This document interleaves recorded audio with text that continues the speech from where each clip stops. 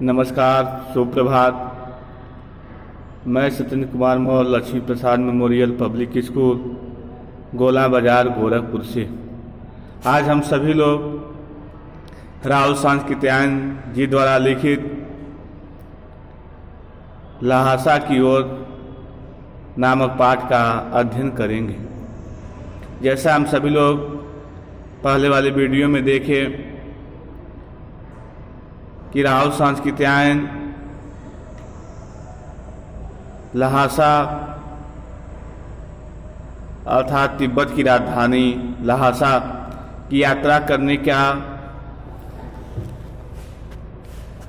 जब विचार किए तो उन्हें पता चला कि भारतीयों को यात्रा करने का प्रतिबंध लगाया गया है। फिर वहाँ पर वह एक भिखमंगे के रूप में पहली यात्रा करने का प्रयास करते हैं। उस दौरान तिब्बत में यात्रा के दौरान नाना प्रकार के लूटपाट होने के खतरा बने रहते थे। यहाँ तक जो व्यक्ति आसानी से अपने सामान नहीं दे देता था या विरोध करता था चोरों का या लुटेरों का तो उसकी हत्या करने का लोग भी प्रयास करते थे। कभी कभी लोगों की हत्याएं भी हो जाती थी। राहुल सांकृत्यायन जी यह बताते हैं तिब्बत में कोई हथियार का कानून न होने के कारण लोग हथियार, पिस्तौल, बंदूक, चाकू, तलवार इस तरह से लेके घूमते थे जैसे एक आम जनमानस लाठी लेके या डंडे लेके घूमता है। वहाँ पर जीवन काफ़ी भयावह था। असुरक्षा चारों तरफ व्याप्त थी और ऐसे असुरक्षित वातावरण में यात्रा करना काफ़ी जोखिम था। फिर भी भिखमंगे के रूप में राहुल सांकृत्यायन जी तिब्बत की उस प्रसिद्ध जगह जिसका नाम ल्हासा है, ल्हासा तिब्बत की राजधानी भी है, उसकी यात्रा करने को निकले। काफ़ी लंबी ऊंचाई होने के कारण उनके साथ जो मार्गदर्शन का काम करने वाले थे जिनका नाम सुमत ही था, सुमत कहते हैं 2 घोड़े ले लिया जाए, उसी के माध्यम से हम लोग यात्रा करें।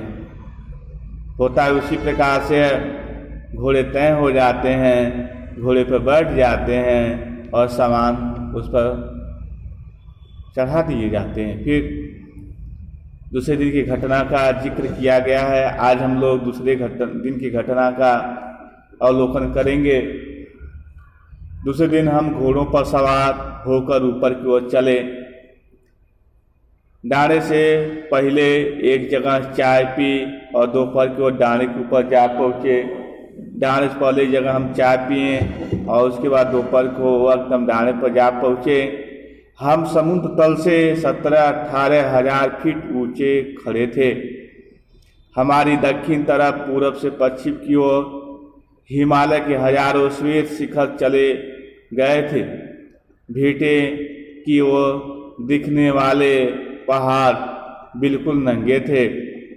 ऊंचे ऊंचे पहाड़ जो एकदम नंगे थे, अर्थात इस तरह की परिकल्पना की जा रही है कि कोहरा या ठंड या बर्फबारी होने के कारण पूरा जो हिमालय है वह बर्फ की चादरों से ढका हुआ है और उसको एक नंगे मनुष्य के उपमा देने का प्रयास करते हैं। फिर भेटे की ओर देखने वाले पहाड़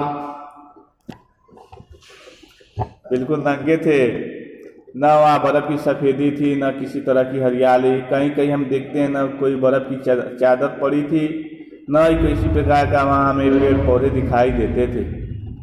फिर न किसी उत्तर की तरफ बहुत कम बर्फ वाली चोटियां दिखाई पड़ती थी। सर्वोच्च स्थान पर डाणी के देवता का स्थान था। जो सर्वोच्च स्थान था उस पर वहाँ के सबसे सर्वोच्च देवता का स्थान था, जो पत्थरों के ढेर, जानवरों की सींगों, रंग बिरंगे कपड़े की झाड़ियों से सजाया गया था।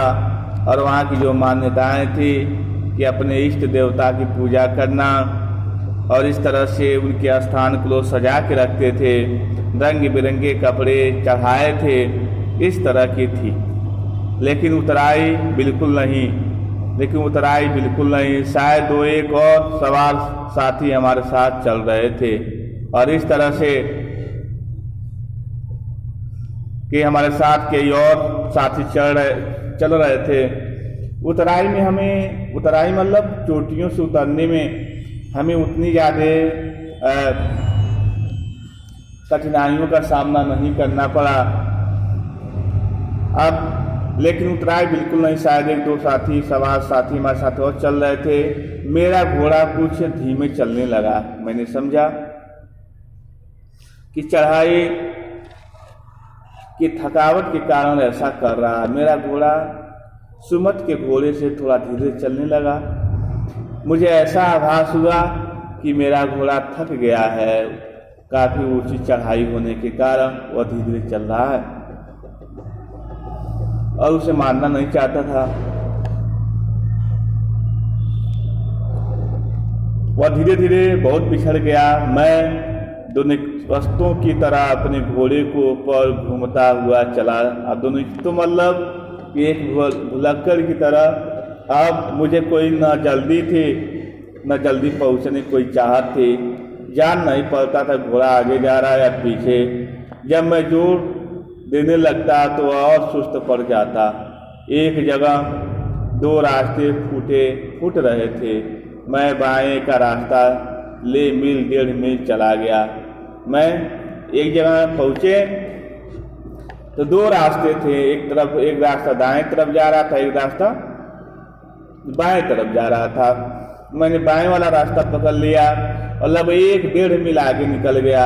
तब मुझे पता चला कि आगे घर में पूछने से पता चला कि लंकोर का रास्ता दाहिने वाला था। फिर लौट कर उसी को पकड़ा। 4-5 बजे के करीब मैं गांव से मील भर पर था तो सुमत इंतजार करते हुए मिले। मंगोलों का मुंह ऐसे ही लाल होता है, और मंगोल जात के जो लोग हैं उनके मुंह ऐसे लाल हैं। और अब तो पूरे गुस्से में थे। उन्होंने कहा, मैंने 2 टोकरी कंडे को डाले। कहते मैंने तुम्हारे इंतजार में 2 टोकरी कंडे मतलब गोबर के बनाई हुई ऊपरी, जिसको हम गांव में ईंधन के रूप में उसका प्रयोग करते हैं, उसको हम कंडे कहते हैं। 3-3 बार चाय को गर्म किया। 3-3 बार मैंने चाय को गर्म किया। मैंने बहुत नरमी से जवाब दिया। क्या जवाब दिया? लेकिन मेरा कसूर नहीं है मित्र। मैंने कहा, हे मित्र, मेरा विलंब से आने का कोई कसूर नहीं है। कोई कसूर नहीं है मित्र। देख नहीं रहे हो कैसा घोड़ा मुझे मिला है? घोड़े का तो मूल्यांकन करो। कैसा घोड़ा तुम सब मुझे दिए हो? मैं तो रात तक पहुंचने की उम्मीद रखता था। मैं तो इस घोड़े से रात तक पहुंचने की उम्मीद रखता था। खैर, सुमत को जितनी जल्दी गुस्सा आता था उतनी जल्दी वह ठंडा भी हो जाता था। लंकोर में वह एक अच्छी जगह पर ठहरे थे। यहाँ भी उनके अच्छे यजमान थे। पहले चाय पानी, फिर सत्तू खाया गया। रात को गर्मा गर्म थुप्पा मिला। और इस तरह से रात को गर्मा गर्म थुक्पा मिला। फिर अब हम तिहड़ी के विशाल मैदान में थे, जो पहाड़ों से घिरा टापू सा मालूम होता था, जिसमें दूर एक छोटी सी पहाड़ी मैदान के भीतर दिखाई पड़ती थी। इसी पहाड़ी का नाम है टिडरी समाधगिरी। फिर हम उस टिडरी समाधगिरी देखने गए। आसपास के गांव में भी सुमत के कितने ही यजमान थे। सुमत के जान पहचान वाले लोग बहुत ज़्यादा आसपास के गांव में थे। कपड़े की पतली पतली चीरी बस्तियों के गंडे खत्म नहीं हो सकते थे, क्योंकि बोध गया सिलाए कपड़े के खत्म हो जाने पर किसी कपड़े से बोध गया का गंडा बना लेते थे। इस तरह से हम अपने यजमानों के पास जाना चाहते थे। मैंने सोचा यह तो हफ्ता भर उधर ही लगा देंगे। मैंने उनसे कहा कि जिस गांव में ठहरना हो उसमें भले ही गंडे बांट दो, मगर आसपास के गांव में मत जाओ। इसके लिए मैं तुम्हें लहासा पहुँच को रुपये दे दूंगा। कहते हैं कि आसपास के गांव में न जाओ, जहाँ ठहरना है वहाँ पहले चलो इजाज़त ले लिया जाए, और इस तरह से जो भी खर्च आ रहे हैं हम लहासा पहुँचते पहुँचते तुम्हारे सब रुपये दे देंगे। सुमति ने स्वीकार किया। दूसरे दिन हमने भरिया ढूंढने की कोशिश की, लेकिन कोई न मिला। सवेरे ही चल दिए होते तो अच्छा था, लेकिन अब 10-11 बजे की तेज धूप में चलना पड़ रहा था। सवेरे चले नहीं। अब विचार कर हमें सवेरे चलना चाहिए था, लेकिन 10-11 बजे के उस कड़ाके धूप में चलना पड़ा। तिब्बत की धूप भी बहुत कड़ी मालूम होती है। तिब्बत में जो धूप होती है ऐसा लगता है कि बहुत कड़ी धूप है। यदि थोड़े से भी मोटे कपड़े से सिर को ढांक ले तो गर्मी खत्म हो जाती। अब मोटे कपड़े से यदि हम सर को ढक लेते हैं तो गर्मी खत्म हो जाती है। आप 2 बजे सूरज की ओर मुंह करके चल रहे हैं। ललाट धूप से जल रहा है और पीछे का कंधा बर्फ हो रहा है। फिर हमने पीठ पर अपनी अपनी चीज़ें लादी, डंडा हाथ में लिया और चल पड़े। यद्यपि सुमत के पर्चे टिडरी में भी थे, लेकिन वह एक और यजमान से मिलना चाहते थे। लेकिन सुमत अपने कई यजमानों से मिलना चाहते थे, इसलिए आदमी मिलने का बहाना कर शेखर विहार को चलने के लिए कहा। तिब्बत की जमीन बहुत अधिक छोटे बड़े जमींदारों में बटी है। इन जागीरों का बहुत ज़्यादा हिस्सा मठों के हाथ में है। अपनी अपनी जागीर में हर एक जागीरदार कुछ खेती खुद भी कराता है, जिसके लिए मजदूर बेगार में मिल जाते हैं। खेती का इंतजाम देखने के लिए वहाँ कोई भिक्षुक भेजा जाता है, जो जागीर के आदमियों के लिए राजा से कम नहीं होता। शेखर की खेती की मुखिया भिक्षु नस्से बड़े भद्र पुरुष थे। कहते हैं कि लहासा में मजदूर भी बड़ी आसानी से मिल जाता है। अब बड़े तत्परता के साथ, बड़े आत्मविश्वास के साथ लोग लोगों के खेतों में काम करते हैं। और इस तरह से वह सुमति ये बताता है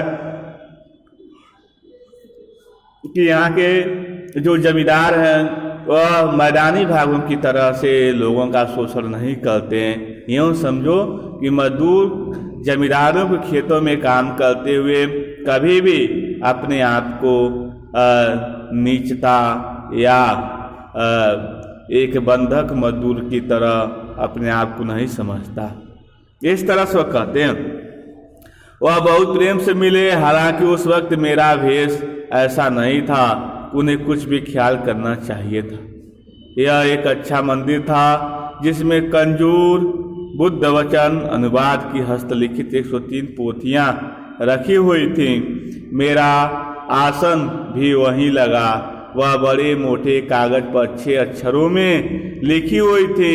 एक एक पोथी 15-15 सिर से कम नहीं रही हो। फिर हम देखते हैं वहाँ के किताबों को 15-15 किलो की एक एक पोथी रही होगी।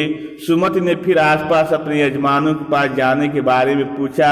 मैं वह पुस्तकों के भीतर में था, लेकिन सुमति अपने वहाँ के आसपास यजमानों के घर जाने के लिए मुझसे पूछा, लेकिन मैं तो पुस्तकों में खोया हुआ था और मैंने अपने सिर को हिला दिया, इसलिए मैंने उन्हें जाने के लिए कह दिया। दूसरे दिन वह गए। मैंने समझा था 2-3 दिन लगेंगे, लेकिन वह उसी दिन दोपहर बाद चले आए। टिडरी गांव वहां से बहुत दूर नहीं था। हमने अपना अपना सामान पीठ पर उठाया। भिक्षु नशे से विदाई लेकर चल पड़े और इस तरह से हम लोग वहाँ अपना सामान उठाते हैं और भिक्षु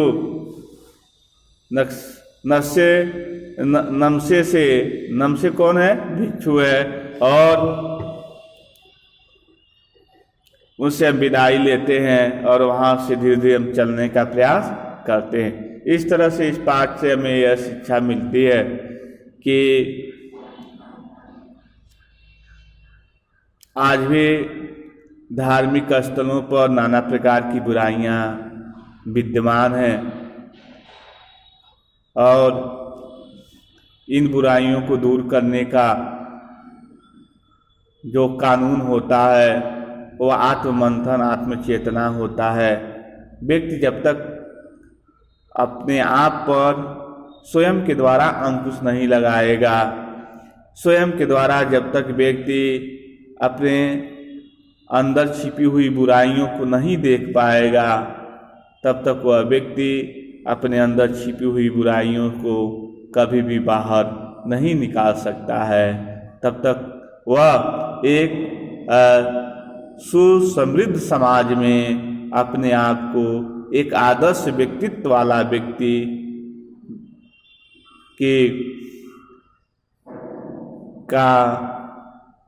आदर्श व्यक्तित्व वाला व्यक्तित्व स्थापित नहीं कर सकता। इस तरह से हमें कह सकते हैं कि राव सांकृत्यायन जी ने भिखमंगे के रूप में भी यात्रा की और एक भद्र पुरुष के भांति भी यात्रा की। उन्होंने एक भिखमंगे के रूप में यात्रा करते दौरान वहाँ के स्थितियों को बहुत भली भांति जाना, पहचाना और उससे परिचित हुए, जिससे ल्यासा की अलौकिक सुंदरता को इस पाठ में उन्होंने वर्णन करने का प्रयास किया।